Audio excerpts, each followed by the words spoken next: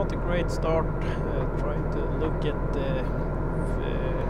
getting a new price list for the computer to work with, and deleted the previous object that was done, but the list was faulty, got some error.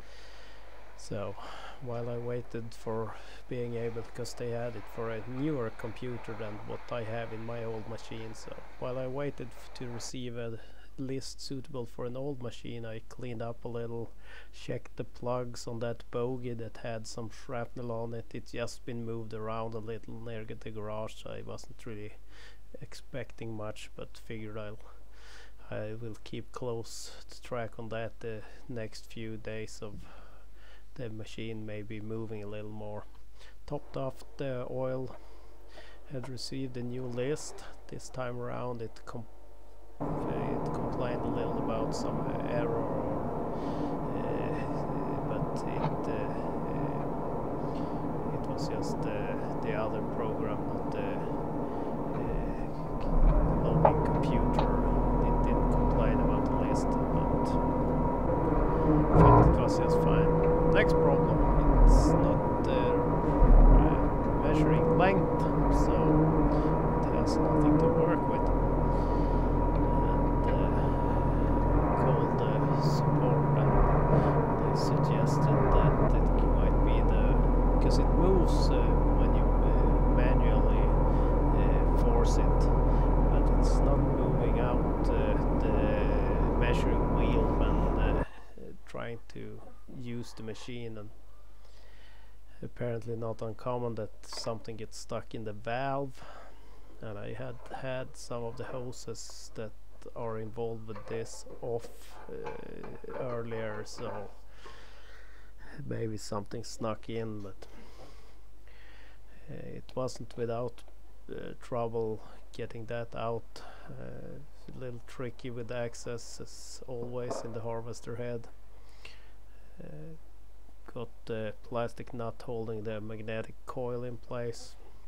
Couldn't lift it. This pin bolt was in the way. With that removed, coil could be lifted up, and then it's really tight. Had to remove some more electric connectors, and it was possible to get a tool on the actual valve itself.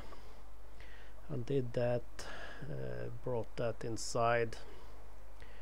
Nothing really looked dirty, so I'm not sure exactly how it's set up, but the top part can be unscrewed, and the valve itself seems to move really easily.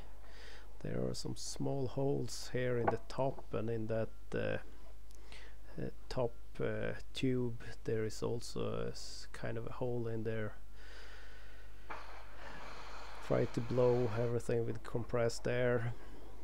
Couldn't say I found anything that would have caused any clogging, but since it was apart, I was cleaning it as best as I could. And then back together, back into the machine. I don't think the issue was here actually, and I think I might have found the solution towards the end of the video, because I have the memory of a goldfish. Yeah, just tightening things up, putting things back, organizing or new zip ties for the cables. And once I had that together and was gonna do a little test run, the computer freaked out. It was like something was jamming on the button, the mouse function or something. It kept doing it even if I unplugged the mouse and keyboard. I even tried restarting it with them unplugged, it still did it. So brought the computer inside to see if it was still, but now it works fine, so I'm not really sure why. Here I did not have the keyboard plugged in at all.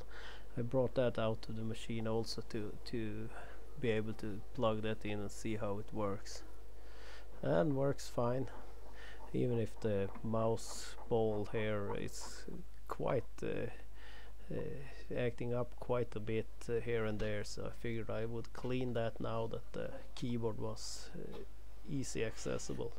You need to twist the lid on the mouse ball and then need a little help with a screwdriver.